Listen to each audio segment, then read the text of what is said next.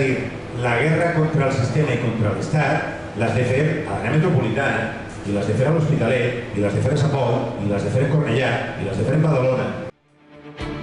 Muy buenas noches y bienvenidos a las noticias de Intereconomía. Acaban de escuchar al actual director de la televisión pública catalana, Vicent Sanchis. Es una charla en 2016 antes de dirigir el ente público en la que reprocha a las juventudes violentas de la CUP llevar a cabo acciones callejeras en lugares como Gerona o Lérida, donde el voto separatista ya es masivo. Por ello, recomienda hacerlo en zonas donde el voto no secesionista gana. Lo que dijo hace un par de años tiene una doble lectura. La primera, peligrosa sin duda, es que este señor dirige hoy TV3 con un presupuesto de atención más de 300 millones de euros, con el objetivo que estamos viendo estos días: manipular y mentir sobre España como Estado opresor. Y la otra lectura es el testigo que están tomando los denominados comités de defensa de la República, que estos días están cortando carreteras, peajes, intentando impedir procesiones, acosando a jueces, como es el caso del magistrado Llarena, o incluso lanzando cócteles Molotov contra concesionarios, como ha ocurrido este fin de semana.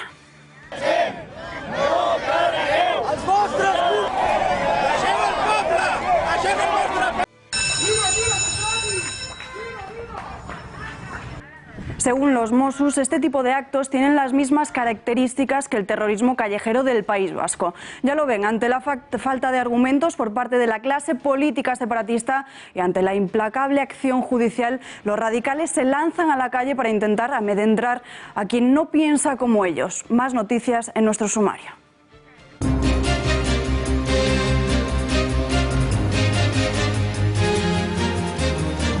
El caso de Mario Conde vuelve a dar un giro inesperado. Hacienda le exculpa de blanqueo de capitales. Veremos en este informativo cómo, después de que una comisión rogatoria a Suiza apuntara que el exbanquero tenía dinero oculto en ese país de procedencia legal, exculpan ahora a Mario Conde.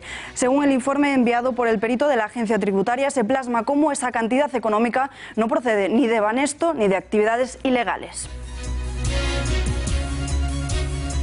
Se retrasan las declaraciones de Griñán y Chávez en el caso ERE. Se produce a pocos días de que se termine el juicio por esta trama en que supuestamente se usaron fraudulentamente 855 millones de euros. Un momento decisivo para los que fueran presidentes de Andalucía, José Antonio Griñán y Manuel Chávez. Un juicio que se pospone al día 4 de abril. Este retraso se debe a las declaraciones del que fuera consejero de Empleo. Desde el Partido Popular acusan a la presidenta de la Junta, Susana Díaz, de blindar a Chávez y a Griñán con el fin de salvarse ella misma.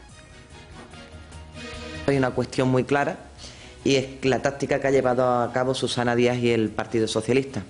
Desde el primer momento se ha dedicado a blindar al señor Chávez y al señor Griñán, porque ella sabe que blindándolos a quien se salva es a sí misma.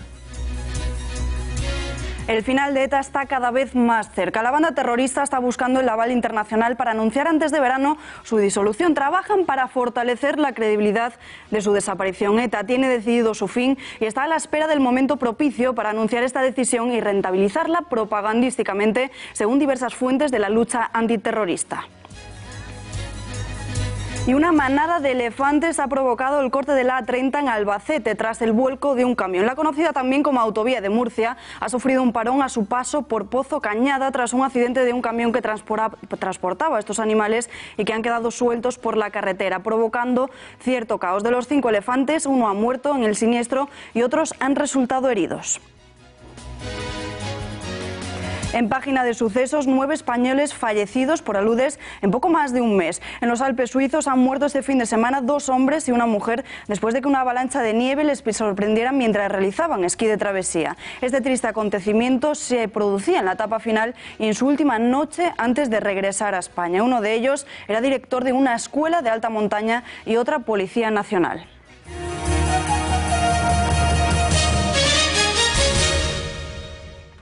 Y abrimos la crónica nacional con un tremendo varapalo al Partido Popular. Ciudadanos al alza y sin frenos. Nuevas encuestas sobre la intención de voto de los españoles, y Ciudadanos se sobrepone a todas las fuerzas políticas y se consolida como el partido más votado. Según Sigma 2 para el Mundo, la formación naranja ampliaría diferencias con un 26,7% de los votos. Sorpaso a los populares, que bajan hasta un segundo lugar con un 23,3%. El Partido Socialista 19,7% y Unidos Unidos Podemos saldría muy mal parado si se celebrasen unos comicios electorales en nuestro país. Albert Rivera se escapa, como vemos, de sus competidores, también según en la encuesta de Sociométrica para El Español. Este sondeo le vaticina un 27,4%, más del doble que el 13,1% cosechado en 2016. Casi un 22% a los populares, el Partido Socialista en tercera posición, y el peor resultado augura El Español para la formación morada, simplemente un 16%. Ciudadanos ya ha sacado pecho de estos datos de las encuestas. Albert Rivera, el líder de la formación morada, ha querido recalcar que el bipartidismo en España es algo del pasado. El PSOE cae, pero cae el PP, y por tanto lo que cae no es un partido u otro, está cayendo el bipartidismo. Ambos partidos apenas alcanzan el 40-41% de votos, cuando son partidos que habían tenido hasta el 90% del arco parlamentario. Creo que coincide con una tendencia nacional y con una tendencia europea. Por tanto, hay una tendencia donde el liberalismo político, social, económico, nuevos proyectos reformistas están superando y sustituyendo al viejo bipartidismo del socialismo o del conservadurismo europeo. Lo que sí que le puedo garantizar es que Ciudadanos solo gobernará con constitucionalistas, nunca con nacionalistas. Y para analizar las encuestas y la actualidad política tenemos conexión con Fernando Valls, periodista de lainformación.com. Fernando, muy buenas noches.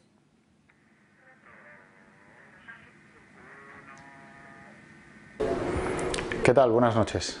Dos nuevas encuestas que reflejan lo que parece una tendencia. Ciudadanos sube descontroladamente, aprovechándose de un Partido Popular y de un Partido Socialista en horas bajas. ¿A qué achacas estos datos?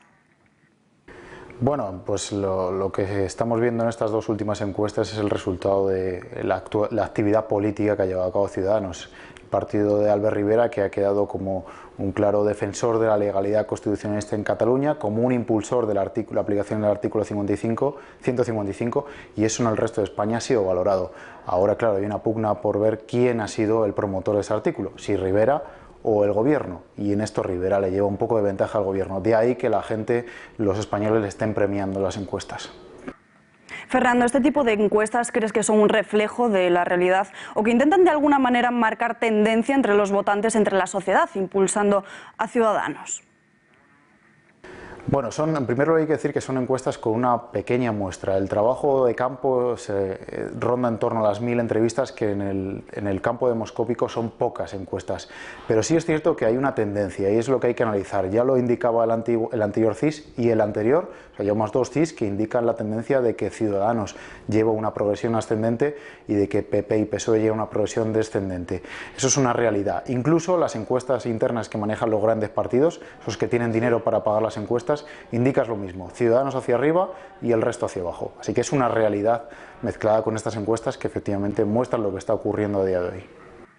De las dos encuestas del Mundo y del Español hay una diferencia que no es baladí, que hace referencia a los partidos más pequeños. Mientras la del Mundo engloba en un 6,1% el voto a otros, en el Español lo desglosan y dan un 1,5% a un partido como Vox, que ha tomado mucho protagonismo a raíz del desafío separatista. ¿Qué opciones ves para la formación de Santiago Abascal?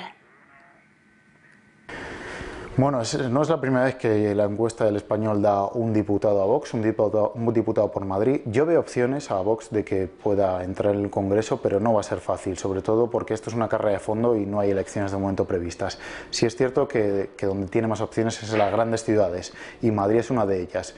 Este resultado, esta encuesta, demuestra que los españoles están premiando el trabajo que está realizando el partido en el Supremo, ejerciendo de acusación popular contra todo el antiguo gobierno de Cataluña. Eso está teniendo su reflejo en las encuestas. Mañana el Gobierno presenta los presupuestos en el Congreso de los Diputados de este 2018. ¿Qué opciones reales crees que tiene el Ejecutivo de aprobar las cuentas a sabiendas de que solo tiene garantizado el apoyo de Ciudadanos? ¿Necesita o los votos del Partido Nacionalista Vasco o los escaños del Partido Socialista? ¿Qué crees que va a pasar? Bueno, pues utilizando un símil futbolístico, hay todavía partido, quedan algunas semanas para que se produzca el primer debate a la totalidad, Y de momento hay partido, claro, evidentemente el PNV celebró ayer el Día de la Patria Vasca y ya dijo que con 155 no va a haber presupuestos. Eso es una prioridad para el Gobierno, que se acabe la situación de excepcionalidad en Cataluña y se apruebe, y por tanto se decaiga el 155 y se aprueben los presupuestos. Y yo la opción del PSOE la daría por descartada, esa abstención técnica no se va a producir. Ya recordemos la fractura que supuso para el PSOE la abstención para que gobernara Rajoy, o sea, yo eso lo descartaría en el momento. Por tanto, el Gobierno central en el PNV, hay contactos al máximo nivel, como hemos publicado la información, entre Mariano Rajoy y el presidente del PNV, Andoni Ortúzar, y en eso está el Gobierno. Hay partido todavía. Una última cuestión. En los últimos días se está dando por sentado que Rajoy podría ceder el testigo y no presentarse a unas nuevas elecciones por aquello de la renovación. ¿Crees que es una hipótesis verosímil o con Rajoy es que nunca se sabe? Bueno, con Rajoy nunca se sabe y además la decisión de cuándo va a abandonar Rajoy el liderazgo del PP y la presidencia del Gobierno solo la va a tomar él. Nadie no va a estar influido por ninguna opinión. Sí es cierto que hay algún movimiento sospechoso, por ejemplo el hecho de que Alberto Núñez Feijóo, presidente de la Junta y eterno candidato a sucesión, se posicionara en varios aspectos importantes en las últimas semanas.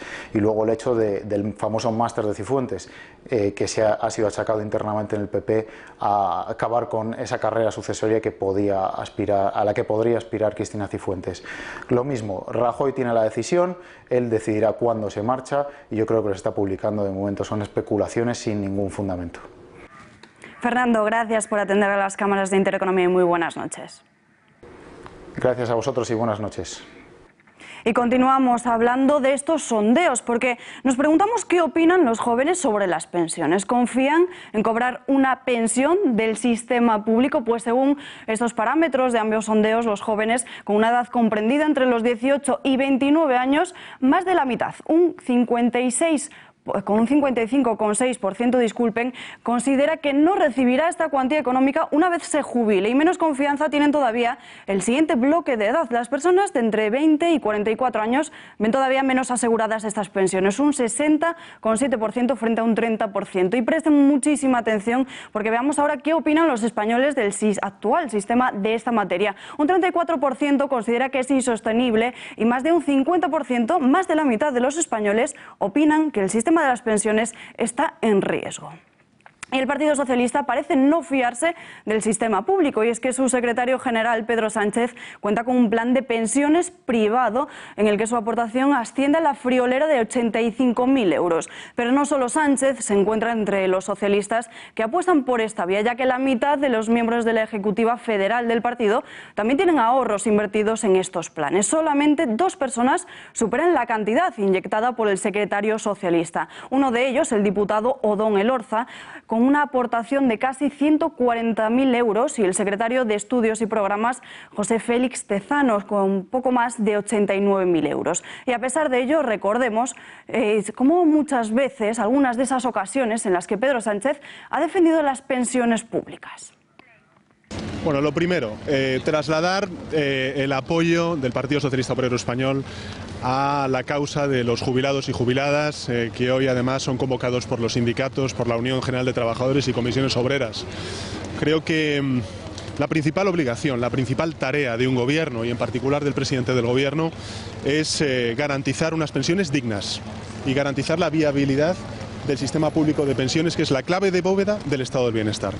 Una propuesta integral basada en la solvencia técnica, pero también con un compromiso firme de trasladar a los jubilados y jubiladas que el sistema público de pensiones tiene presente y tiene mucho futuro, que es posible garantizar unas pensiones dignas en nuestro país, siempre y cuando tengamos al frente del gobierno a personas que se crean el estado del bienestar y que por supuesto crean en el sistema público de pensiones. No ponemos en cuestión, al contrario, garantizamos la estabilidad presupuestaria porque creemos que es lo fundamental para sostener políticas que son socialdemócratas, como es la sanidad pública, la educación pública y el sistema público de pensiones. Y hoy Pedro Sánchez ha querido justificar tener este tipo de productos financieros. Dice el socialista que una cosa no excluye la otra y que es perfectamente compatible defender las pensiones públicas y querer ahorrar.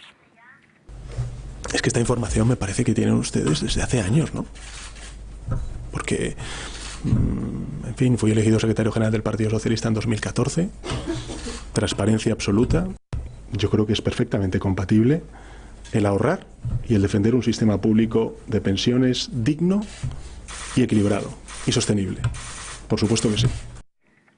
Y como todos los lunes, manifestaciones multitudinarias por diferentes ciudades de España. Hoy ha sido en Lugo, en donde centenares de jubilados han salido a las calles para protestar por esa subida mínima de las pensiones, a pesar de un acuerdo para aprobar los presupuestos generales del Estado. Los pensionistas no han dudado a la hora de calificar las pensiones como una miseria y consideran que se le está tomando el pelo a través de un engaño. Además, también han asegurado que quieren que terminen las movilizaciones, pero que no lo van a conseguir. Se cumplen ya 3 meses consecutivos de manifestaciones a lo largo y ancho de nuestro país.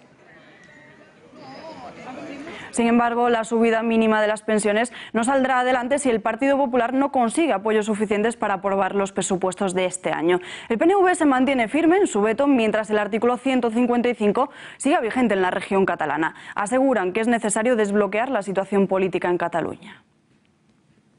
El PNV ya ha dicho en repetidas ocasiones que el 155 ha provocado una situación de grave excepcionalidad en el Estado y desde luego mientras esté en vigor no vamos a negociarlos. Y lo que hacemos también es una apelación a que el problema en Cataluña se solucione como problema político que es a través del diálogo y a través de la negociación.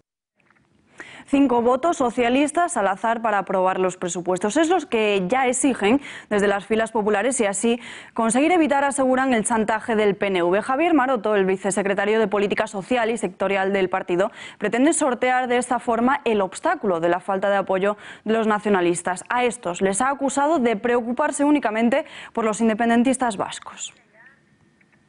El PNV amenaza o chantajea al gobierno con el 155 para no aprobar los presupuestos de toda España, de todos los españoles, con esas medidas en positivo que acabo de enumerar y otras muchas. Creo que si yo fuera Pedro Sánchez, prestaría 5 votos del Partido Socialista al azar para eliminar ese chantaje del PNV y automáticamente decir y hacer un discurso duro de oposición. Podemos ha pedido al Gobierno un debate sobre la revalorización de las pensiones. Así lo ha defendido Noelia Vera, la portavoz ejecutiva de la formación morada, que ha anunciado que ya han presentado un escrito a las mesas del Congreso para que se eche atrás la negativa del Gobierno a su proposición de ley. Que sí que hay dinero y que lo que estamos poniendo en cuestión es cómo se hace ese reparto de la riqueza, ¿no? Porque lo que nos volvemos a encontrar es con unos presupuestos generales del Estado que lo que reparten es de nuevo la miseria, la austeridad y las políticas de recortes a nuestros derechos sociales, educación, sanidad, dependencia o pensiones. Nosotros vamos a dar esa batalla ahora. El escenario que se abra después, no lo sé. Yo creo que lo que habría que plantearse más bien es cómo frenamos esos presupuestos generales que son absolutamente injustos para las mayorías sociales. Y desde el Gobierno defienden que sus presupuestos ayudarán a los jóvenes en materia de empleo y formación. Así lo ha asegurado la ministra de Empleo, Fátima Báñez. Y por su parte, el presidente del Gobierno, Mariano Rajoy, ha aventurado superar la previsión de crecimiento para este 2018. Y quiero referirme hoy a 2 iniciativas pactadas en el diálogo social que van en el presupuesto del año 2018. Y queremos que para los jóvenes haya más empleo, más formación, más contraprestación y más estabilidad en el empleo. Ese es el compromiso de los presupuestos con los jóvenes menores de 30 años. Habíamos previsto para este año 2018 un nivel de crecimiento del 2,3, porque había algunas incertidumbres, pero la evolución de los acontecimientos y también las previsiones de los demás nos han hecho tomar la decisión de subir la previsión al 2,7. Y creo que si hacemos las cosas bien podemos romper nuestro propio pronóstico. Lo hemos hecho todos los años y llegar a un crecimiento mayor, pero hoy estamos en el 2,7.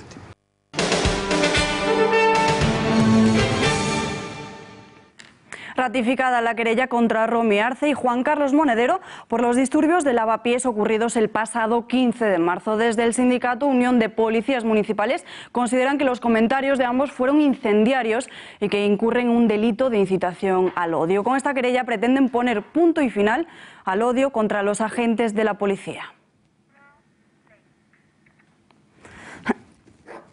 Por decir, basta ya a la persecución contra la policía en Madrid, basta ya contra ese odio que se está fomentando contra la policía, y basta ya de poner a la policía en la diana mediática por parte de ciertos políticos de nuestro ayuntamiento.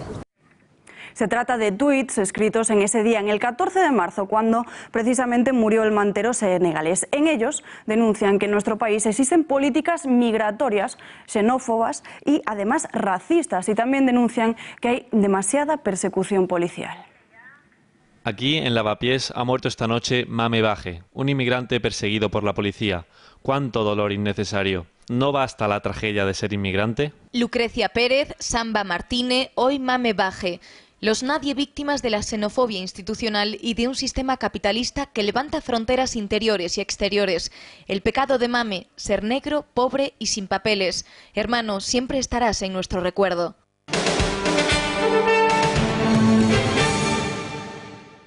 Hacienda exculpa a Mario Conde de blanqueo de capitales después de hace unas semanas una comisión rogatoria suiza apuntara que el exbanquero investigado en la Audiencia Nacional tenía dinero oculto en ese país, aunque de procedencia legal. Ahora es Hacienda quien confirma que no ha cometido un delito de capitales. Un perito de la agencia tributaria ha ratificado al juez que el dinero que Mario Conde tenía en Suiza no procede ni de Banesto ni de actividades ilegales. Falta ahora por saber cuál es la decisión del juez. En este medio de comunicación siempre se ha defendido la presunción de inocencia, algo que no ha ocurrido, por ejemplo, en otras cadenas. María Matos, muy buenas noches. Buenas noches, Alba. Pues sí, vamos a repasar qué es lo que han dicho los medios sobre Mario Conde en esos meses en los que el exbanquero estuvo en prisión provisional. Desde su detención en abril de 2016 hasta junio del mismo año. Durante esos 2 meses veíamos titulares como este en los que se afirmaba directamente que Conde había sido detenido por repatriar dinero que él había saqueado de Banesto, algo que hoy se confirma que no es cierto. Pero es que hablando de lo que se tenía que pedir perdón, también habían hablado pues de tramas criminales, incluyendo blanqueo de capitales o diciendo frases como saqueo de Banesto y sobre todo insultos. Escuchen.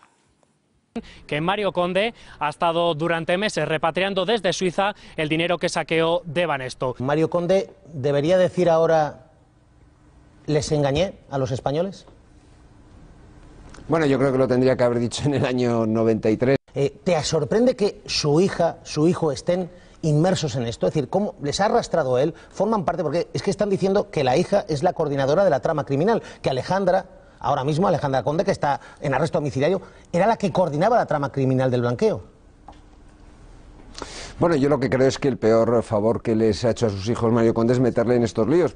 Como desde que Mario Conde salió de la cárcel ha intentado traer a España desde Suiza todo el dinero que saqueó de Banesto. Empieza lo que nosotros llamamos el proceso de blanqueo de capitales, que es colocación. Primera fase, ¿dónde coloco mi dinero? Ya lo tenemos en esta primera fase. Me voy fuera y lo coloco fuera. ¿Cómo lo transformo? A través de entramados societarios. Yo deseo, y lo digo sinceramente, que se le encuentre todo el dinero y que lo devuelva a quien lo es, a los contribuyentes, que somos los que pagamos miles de millones de euros para salvar un banco que semejante golfo consiguió hundir. Bueno, esto es lo que se decía de Mario Conde. Vamos a ver ahora qué es lo que dicen esos informes. Las conclusiones de este perito de Hacienda confirman lo que ya le había enviado la Fiscalía Suiza al juez Pedraz. Conde tenía en la banca Dreyfus de Suiza 16 millones de euros que provenían de diferentes comisiones. La primera, la venta en el año 1987 de esa empresa Antibióticos S.A. a la italiana Montedison. De aquí recibió 10,5 millones de dólares. Y la otra transacción, 2 años más tarde, es la venta de Laboratorios Abelló a Merck Sharp & Dohme, por la que también recibió 4,7 millones de dólares. El perito de Hacienda dice que no hay ninguna duda de las fechas del ingreso de la cuenta y que estas serían anteriores a que Conde presidiese Banesto, por lo que el dinero no podría provenir del saqueo de la entidad, algo que el propio Mario Conde ya ha declarado en exclusiva en El Gato al Agua. Lo que demuestran esos documentos, que son documentos, son varias cosas. Primero, que las cuentas existían antes de mi entrada en Banesto y, por tanto, es técnicamente imposible, físicamente imposible, que tengan nada que ver con dineros de Banesto. Segundo, que desde que soy presidente de Banesto, en esas cuentas no ha habido absolutamente ni un solo abono Cuando digo ni un solo abono, digo ni un solo abono. Y tercero, que ese dinero que existe antes de mi llegada a Banesto proviene sustancialmente de 2 operaciones mercantiles lícitas relacionadas con la industria farmacéutica.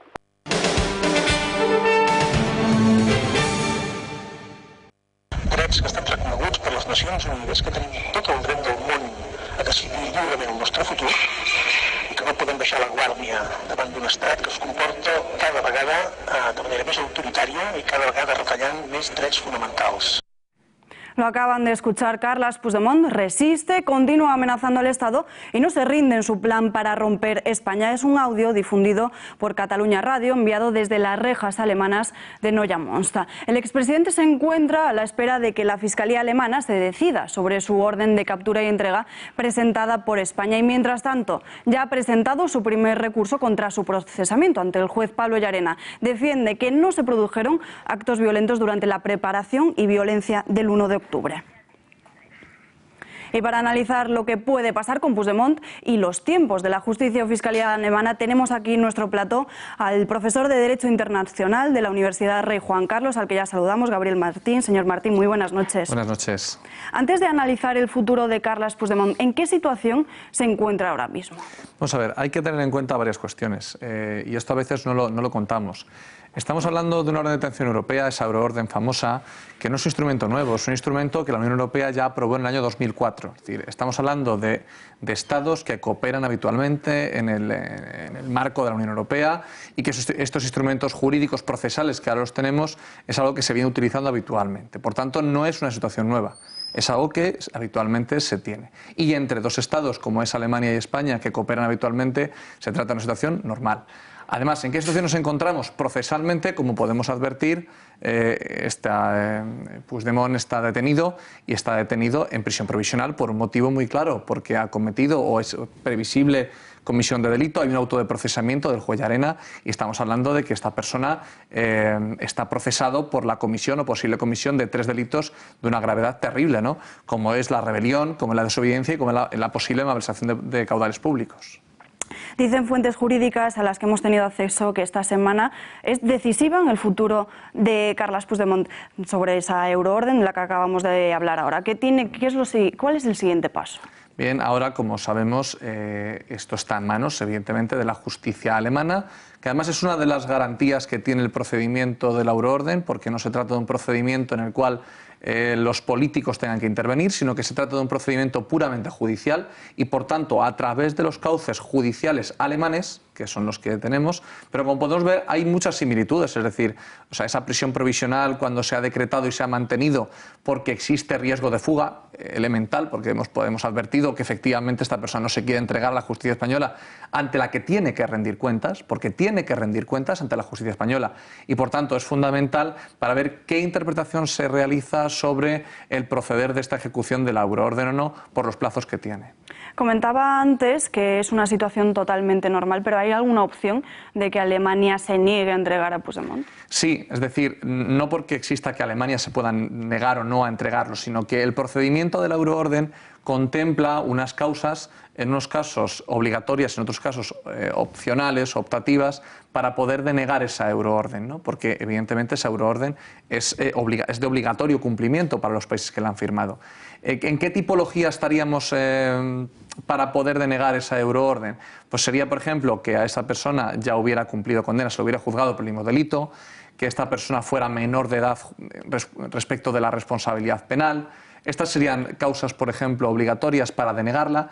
Y hay una causa optativa, opcional, que es la que ha salido en medios de comunicación, que sería esa falta de reciprocidad en la tipología del delito penal. Es decir, si esa idea de la rebelión se entiende en la justicia alemana como se entiende aquí.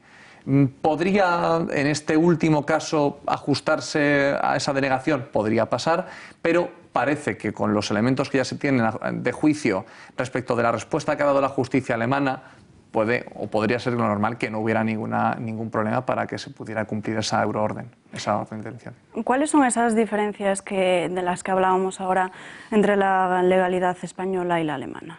Vamos a ver.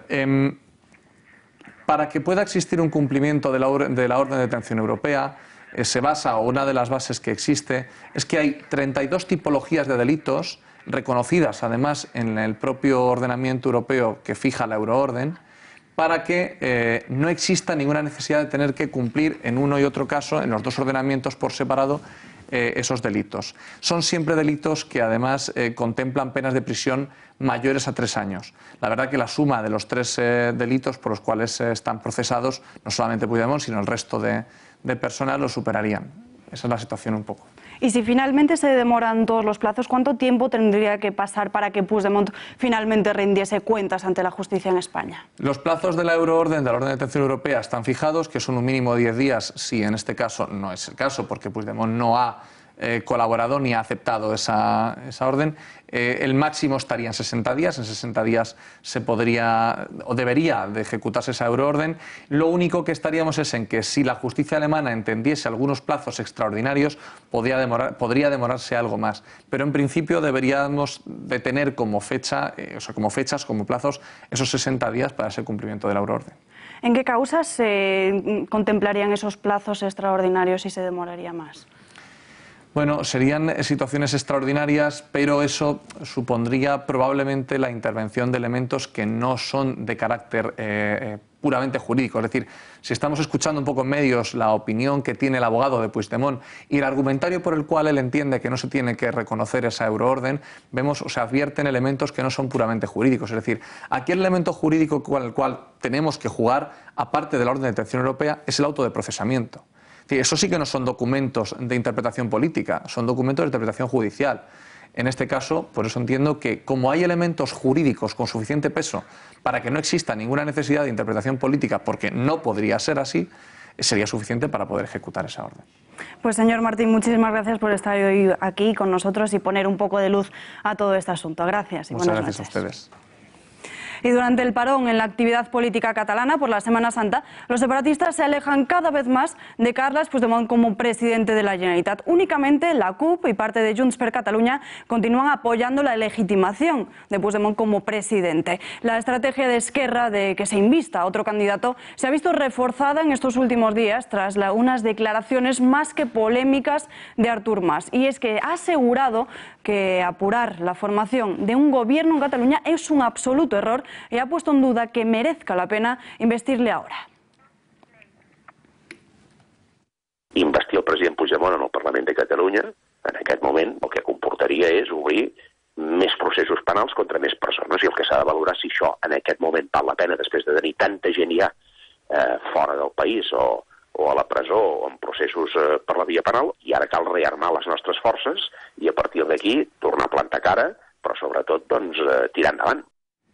Y a pesar de que el separatismo intenta callar que la violencia es parte del día a día en la región catalana, cada vez tenemos más pruebas que demuestran el terrorismo callejero. Y si no, fíjense en cómo presuntamente los comités de defensa de la República han atacado un concesionario de Mercedes con un artefacto explosivo. Ocurrió la madrugada del pasado sábado en el barrio de Sarrià, San Gervasio, en Barcelona. No hubo heridos, pero sí numerosos daños materiales, ya que la explosión producida presuntamente con una bombona de gas destruyó partes de la puerta de establecimiento. Los Mossos, junto a la Guardia Urbana, están investigando estos hechos. ¿Pero quiénes son los CDR? Pues tal y como están viendo sus imágenes, son los mismos que hoy en la operación de retorno de la Semana Santa han saboteado numerosos peajes. Nuevos cortes en las carreteras catalanas en plena operación retorno. Los comités de defensa de la República han vuelto a cortar el tráfico y a incluso levantar los peajes en Sitges ante la pasividad de los Mossos de Escuadra. Las reivindicaciones de estos grupos que surgieron antes del referéndum siguen siendo las mismas: que se libere a los dirigentes independentistas y que se impulse la República Catalana. Y así lo han intentado demostrar durante la Semana Santa algunos de los 230 comités independientes y organizados en asambleas. Empezaron con sentadas en plena AP7.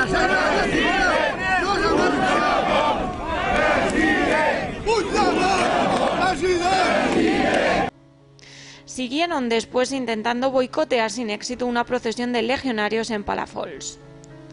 Pero es que atentos a cómo amanecieron las playas de Port de la Selva, Cadaqués y Argelés para reclamar la libertad de los presos soberanistas. Los representantes políticos ya se han posicionado en contra de estas organizaciones. El PSC está sufriendo actos vandálicos en sus sedes y amenazas por parte de elementos radicales y violentos en Cataluña.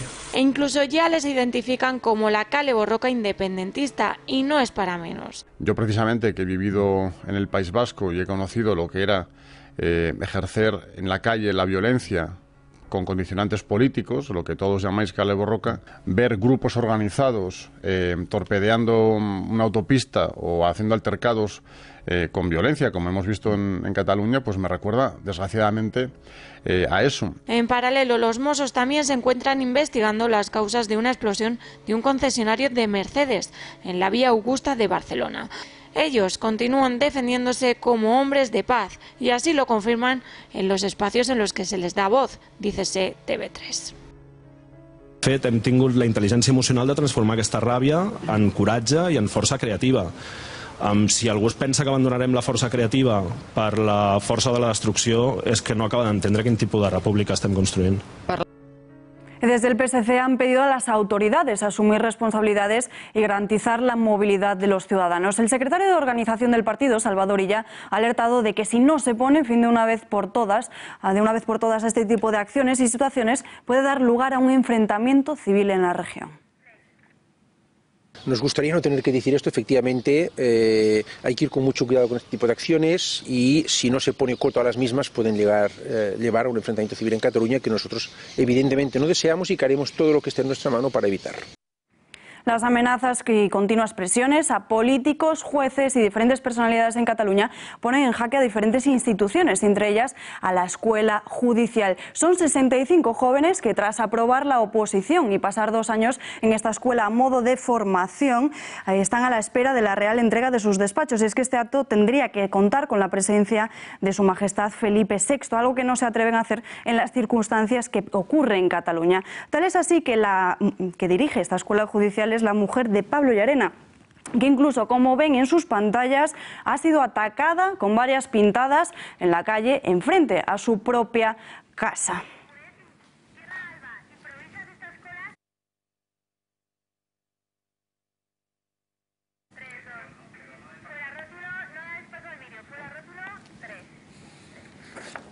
Y el fin de semana pasado, Xavier Mitjavila, manager general en Francia de una compañía holandesa, publicó en su muro de Facebook un mensaje calificando a España de Estado fascista. Un mensaje que después del revuelo mediático no dudó en eliminar. Pero sin embargo, nadie en Salmaza, ni en Saimaza, ni en Maercilla, 2 de las marcas de esta empresa que comercializa en España, dijo nada al respecto. Incluso salieron en defensa del directivo. Pero no es la primera vez que empresas catalanas envían mensajes de odio contra España.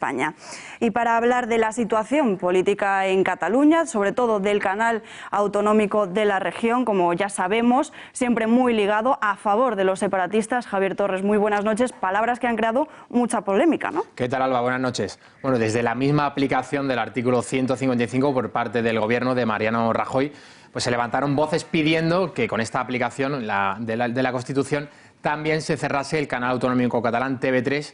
Hemos conocido que antes de que fuese director de este canal autonómico de TV3, Vicent Sanchis, ahora director, como decimos, dijo hace 2 años que la guerra con el Estado había que librarla en Barcelona, en Badalona, porque son las zonas en las que hay más catalanes a favor de la unidad de España. Vamos a ver qué es lo que decía Vicent Sanchis.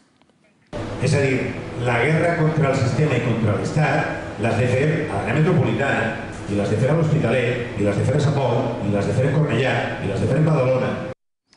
Bueno, como decimos, esto son las palabras del que hoy es director de TV3, pero desde hace ya tiempo, no solo desde la calle, sino también desde partidos políticos, se viene pidiendo y presionando al gobierno para que en la aplicación del 155 pues también este cierre de TV3. García Albiol lo dijo en esta casa, en Intereconomía, hace unos meses, y hoy Javier Maroto concedió una entrevista y señalaba que el Partido Socialista puso como condición para apoyar al gobierno en la aplicación del 155 que no se cerrase el canal autonómico. Esto es lo que decía Javier Maroto.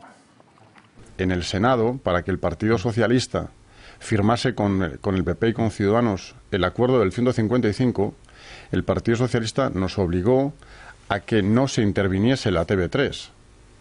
Fue una enmienda del Partido Socialista y para que el Partido Socialista firmase ese acuerdo hubo que admitir esa sugerencia de no tocar TV3.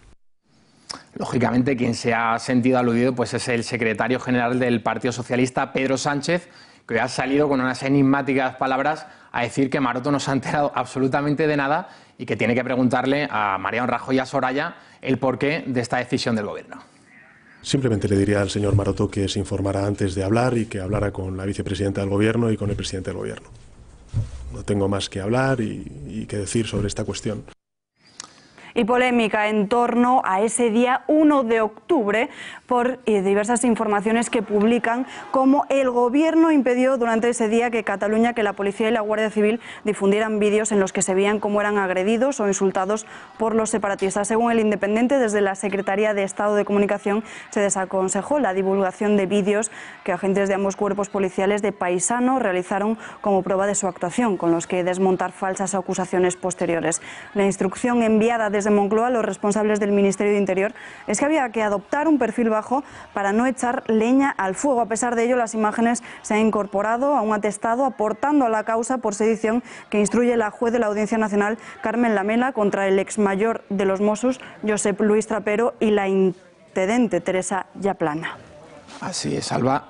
Esta información ha aparecido hoy, publicada por Antonio Salvador, periodista del Independiente, y bueno, llaman la atención muchísimas cosas, entre ellas que todo esto haya salido de la Secretaría de Comunicación del Gobierno, que dirige Carmen Martínez de Castro, y que, en fin, el Gobierno pues aleccionase a policías y guardias civiles a que no difundiesen vídeos relacionados con el referéndum, pues entienden ellos que para no echar leña al fuego en esos días tan agitados, aunque yo creo que con escasos resultados, ya que las imágenes y los vídeos que se grabaron durante aquellas jornadas, muchos eran por parte de periodistas, pero otros vídeos sabemos que eran grabados pues por ciudadanos y por incluso seguramente por policías de paisanos. De todas formas, Alba, esto se va a resolver cuando la juez Lamela, no sé si se va a hacer público en algún momento estos vídeos, pero está en la causa contra el ex mayor de los Mossos, Josep Lluís Trapero.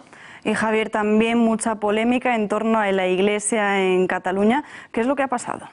Bueno, pues que en la abadía de Montserrat van a, por decirlo así, impartir unos cursillos, curso cero, por decirlo de alguna manera, a las monjas y a las monjas que lleguen a Cataluña,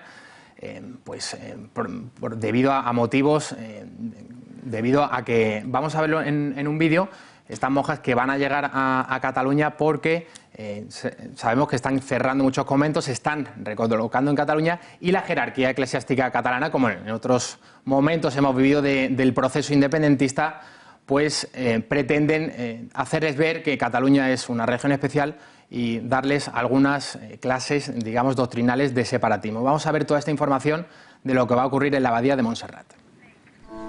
La Iglesia catalana abrirá un campo de reeducación en la abadía de Montserrat para los frailes y monjas que lleguen a Cataluña desde otros puntos de España. El objetivo es que estos conozcan bien el contexto cultural y eclesial donde tienen que inculturar su vida y misión. La iniciativa parte de la Unión de Religiosos de Cataluña, que combate así la caída de las vocaciones que obliga a la unificación de las congregaciones religiosas en una única provincia, de ámbito generalmente español. Esta circunstancia está siendo aprovechada por el clero catalán para tratar de promover el nacionalismo entre los nuevos frailes y monjas que llegan a Cataluña. No es desde luego la primera vez que parte de la Iglesia catalana se alía con el nacionalismo. El referéndum secesionista del 1 de octubre provocó que numerosas parroquias organizaran votaciones durante la misa, un hecho sin precedentes que segrega a los creyentes según sus ideas políticas. Ya en septiembre, más de 300 curas y diáconos de las 10 diócesis catalanas firmaron un comunicado para pedir que el Estado dejase celebrar el referéndum separatista.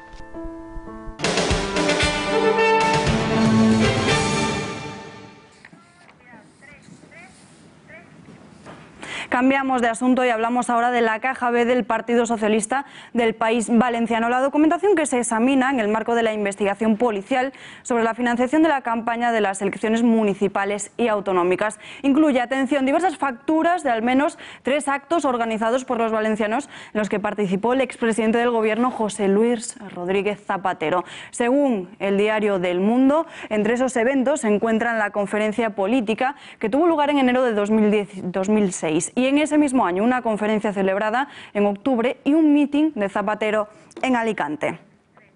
Y para analizar qué está ocurriendo en el socialismo en la Comunidad Valenciana, tenemos conexión con Cristina Seguí, periodista afincada en la capital del Turia. Cristina, muy buenas noches. Hola, buenas noches, ¿cómo estáis?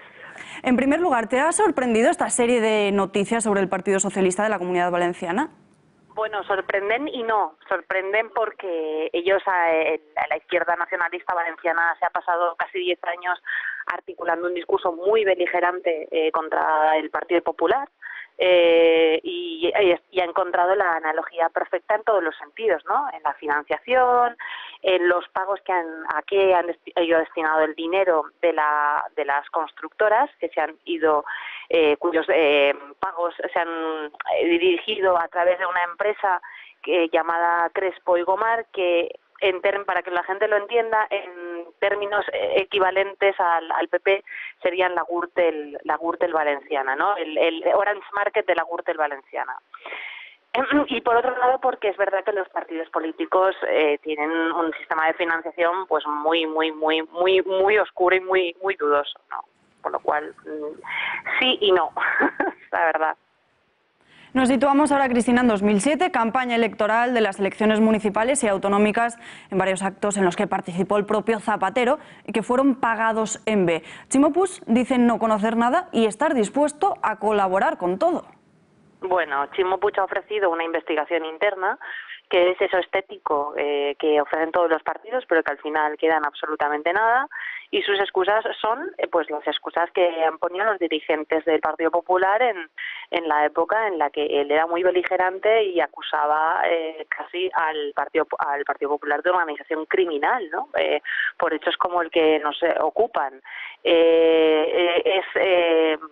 Afortunadamente vamos a ir conociendo todos los hechos y todas las facturas y todos los pagos, incluso imputaciones muy próximas a medida que se vaya abriendo el secreto de sumario y bueno, y todo parece indicar que en efecto llega al mismo Zapatero y a la misma Cristina Narbona, que es actual presidenta del Partido Socialista. El Partido Socialista Valenciano ha llegado al poder, sin lugar a dudas, como consecuencia de los supuestos casos de corrupción del Partido Popular Valenciano y la enorme repercusión que ha tenido en los medios. ¿Está teniendo la misma repercusión esta noticia que saltaba a los medios la semana pasada? Bueno, está teniendo mucha repercusión por parte de un periódico que es bastante mediatizado por la izquierda, por lo menos en la Comunidad Valenciana, que es El Mundo, pero es cierto que hay un vacío en las televisiones, en los canales nacionales. Yo acudo a algunos de ellos y la verdad es que me ha sorprendido que desde el viernes este tema no se haya tocado en absoluto, porque yo estoy convencida de que es un tema que a pesar de que cualquier medio intente silenciar, pues va a acabar en el terreno mediático de una forma predominante. Yo no tengo ninguna duda. Cristina, ¿y por qué crees que sucede este tipo de cosas, que a algunos temas se le da demasiado bombo en la prensa y otros no tanto? Bueno, es la doble vara de medir, ¿no?, que todos conocemos, ¿no? Aquella frase que dijo Alberto Garzón, que nos hizo reír a muchos, pero que en realidad ellos tienen perfectamente interiorizada, que es que la izquierda no roba nunca, ¿no? Y esto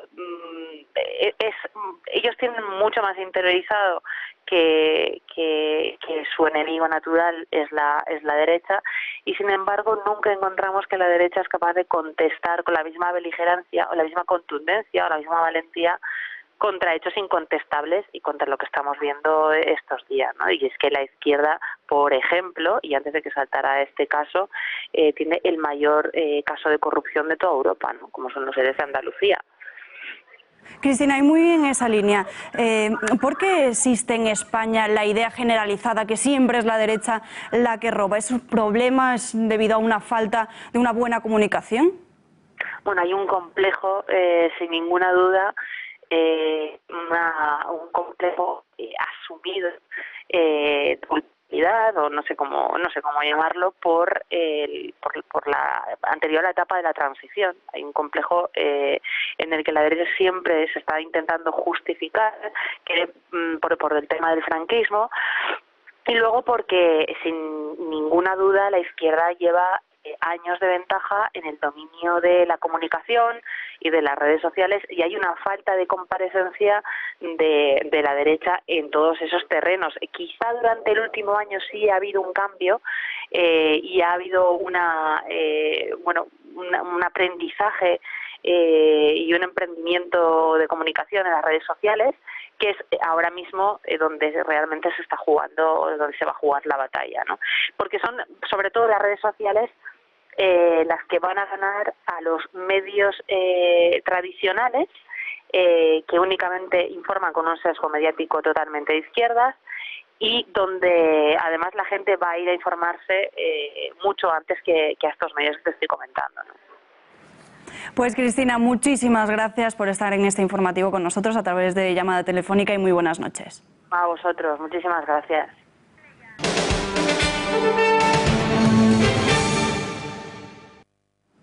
Hoy es lunes de Pascua y es momento de reflexionar, ya que no todos los políticos se han molestado en felicitar esta Semana Santa. El pasado jueves Mariano Rajoy sí lo hacía y decía lo siguiente en su cuenta personal de Twitter: orgulloso de la Semana Santa, afecto y mis mejores deseos a las cofradías y hermandades de toda España en estas fechas tan especiales para muchos españoles. Otro político que también felicitaba estas fiestas era Santiago Abascal, que publicaba: algunos partidos pierden el trasero para felicitar el Ramadán y, sin embargo, desprecian la fe y las costumbres de la mayoría de los españoles. En Vox lo tenemos claro: feliz Semana Santa a todos los cristianos.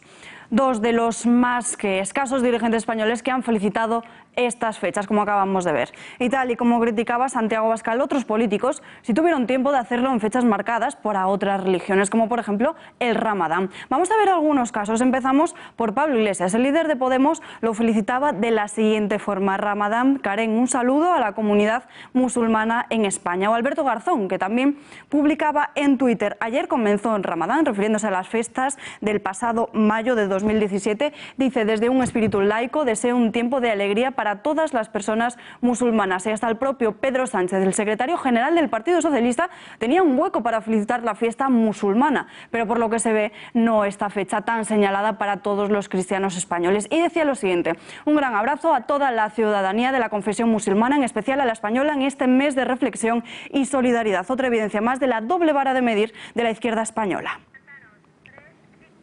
Y buenas noticias para España, porque el agua aumenta en nuestro país y este marzo ha sido el mes más lluvioso, al menos desde el año 2005. Todo ello gracias a las numerosas borrascas atlánticas y lluvias que han provocado que el nivel de los embalses haya vuelto a crecer y se sitúe en el 62% de su capacidad total, casi 20 puntos más que hace un mes, cuando se situaban en el 43,5% según los datos del Ministerio de Agricultura. Y nos vamos y nos despedimos con unas imágenes de esta Semana Santa, un vídeo que nos deja la policía en Albacete, unos agentes de la policía en Alzabete, que lo veremos mañana. Ahora les dejamos con el tiempo, tiempos modernos, gracias por nada, y a las 10 el gato. Hasta mañana.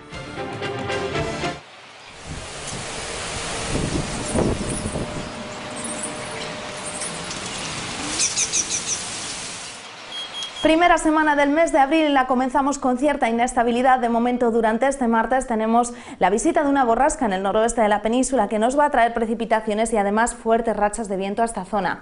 Durante el miércoles esperamos algunos chubascos dispersos y el jueves será el día más tranquilo de toda la semana, con algunos intervalos de nubes altas. De momento, durante este martes, por lo tanto, nos vamos a levantar con lluvias más intensas en el oeste de Galicia en forma de chubascos en el resto, y el tiempo más tranquilo lo vamos a encontrar en puntos del Mediterráneo y del Cantábrico más oriental. Lo que será destacable sobre todo serán las rachas de viento intensas. Tenemos avisos por este fenómeno en gran parte de Castilla y León, en puntos del sistema central, la cordillera cantábrica y también en Galicia. Incluso podemos llegar a alcanzar en estas zonas entre los 90 y 100 km por hora con fuerte oleaje, especialmente en Galicia, olas de hasta 6 metros de altura. Las temperaturas suben en el Mediterráneo, así que allí, además de disfrutar del sol, vamos a disfrutar de unas temperaturas que van a estar por encima de los 25 grados. En cambio, bajan en áreas del centro, así que, por ejemplo, en la Comunidad de Madrid nos vamos a quedar en los 14. Para el miércoles, una jornada de chubascos, especialmente por la mañana, dispersos. Probabilidad de lluvia en gran parte del país, a excepción de puntos del Mediterráneo donde brillará el sol. De nuevo tendremos rachas fuertes de viento, esta vez en zonas altas de montaña, y seguimos con esos avisos por fenómenos costeros en el Cantábrico y también en Galicia, olas que pueden llegar a alcanzar unos 5 metros de altura. Las temperaturas durante el miércoles bajan en el Mediterráneo, aunque se mantienen agradables y sin cambios en el resto. Lo veíamos al principio, el jueves será el día más tranquilo de toda la semana, algunos intervalos de nubes altas poco importantes, más abundantes en Galicia y en áreas del oeste peninsular y con unas temperaturas que suben, así que en áreas del centro estaremos rondando los 20 grados y en el sur y en el Mediterráneo volveremos a sobrepasarlos. De cara al fin de semana habrá que rescatar el paraguas porque pueden llegar de nuevo las precipitaciones. Tendremos el paso de un frente que nos va a dejar lluvias en gran parte del país, especialmente en la jornada del sábado, pero ojo porque el domingo pueden intensificarse en puntos del nordeste de la península.